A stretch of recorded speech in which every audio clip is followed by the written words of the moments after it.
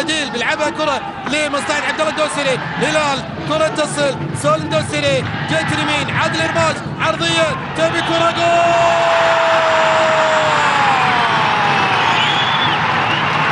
الكره تبي الجول وتبي الحارثي يبقى جول. حارثي سعد الحارثي هو سعد هو الحارثي هو الذي يحرز شوط المباراة الثاني بهدف ثاني. هو سعد الحارثي. عادل إرباش عمل العرضية هو حطها عرضية. هو سعد الحارثي.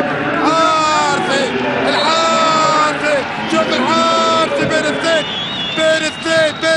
بالفعل هو من حرف اسمه بالكرة الماضية وسجل اسمه انه يسجل هدف في هذه المباراة. هدف ثاني للهلال في مرمى